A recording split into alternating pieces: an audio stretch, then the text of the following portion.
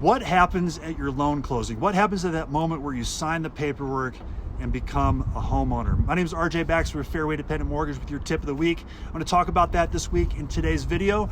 So let's get into it. So basically there's a couple things to mention leading up to your closing day that are very important to keep in mind. The first of which is that you're going to receive a disclosure that has to arrive to you at least 3 business days prior to closing, called a closing disclosure. And what the closing disclosure shows you is, first of all, the terms of your loan, so you're aware of what your interest rate is in the loan and what kind of payment you're going to have on the loan, as well as the different fees and costs associated, and then how much you're going to have to bring to the closing to close on the transaction. So once you get that disclosure and understand all the numbers, you will then need to arrange to bring that money to closing if you do owe money at closing in the form of certified funds. And what certified funds are, it's either a cashier's check or a wire to the title company, like the title company in the background of this video, Title Company of the Rockies.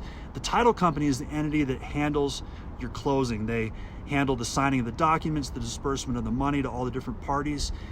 So you have to arrange for what we call certified funds, or good funds is another word for it, because title companies cannot accept personal checks for this type of transactions. In some cases, for a very small amount, they will, but typically for most real estate transactions, you have to get certified funds. Once you arrange for that, you will then have a time set up to go to the title company and have the closing documents signed.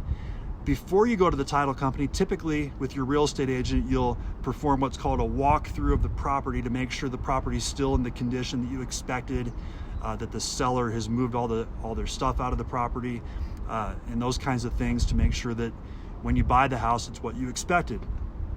You will then go to the title company, and like I was saying, the title company does 2 main things that are important for closing day. They orchestrate the signing of the paperwork, the documents, and they also handle the disbursement of the money. They collect all the money from the parties that owe money, like you as the buyer, and the lender funds, and then they disperse them to all the parties that are receiving money, like vendors involved in the transaction, and of course the seller. After you sign the documents, some lenders require that the documents are reviewed. Some do not, depending on the type of loan you're obtaining.